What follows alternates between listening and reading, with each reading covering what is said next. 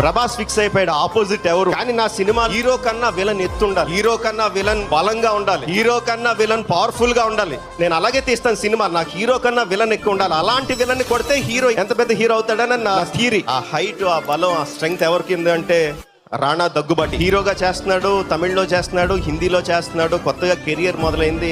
అలాంటి అతన్ని పిలిచి విలన్ గా అడగాలంటే, కానీ నాకున్న ఆప్షన్ తను ఒక్కడే. పిలిచాను, కథ చెప్పాను, చాలా ఎక్సైట్మెంట్ ఫీల్ అయ్యాడు. కానీ చేస్తున్నాను చేయలేదని ఏం చెప్పకుండా వెళ్ళిపోయాడు. ఇదేంటి ఇలా చేసాడు, ఇప్పుడు ఏం చేయాలి, ఎవరిని ఎదగాలి, ఎవరిని పెట్టుకోవాలని అంటుండగా మళ్ళీ వచ్చి కలిసి, సార్ ఇప్పుడే నేను కెరియర్ మొదలు పెట్టాను, హీరోగా చేస్తున్నాను, ఈ టైంలో విలన్ గా చేస్తే నా కెరియర్ ఏమవుద్ది, మీరు సలహా చెప్పండి అన్నాడు. Rana, this is a decision you have to take. పల్లాల దేవుడు క్యారెక్టర్ ఏంటో నీకు చెప్పాను, నీకేం చెప్పానో అది చెప్పాను. కానీ గుండెలో భయంగా ఉంది, యాక్సెప్ట్ చేయడం అలా అయితే వద్దు సార్ అంటాడేమో అని చెప్పి పల్లాల దేవుడు క్యారెక్టర్ కింద నేను చేస్తున్నానని చెప్పాడండి.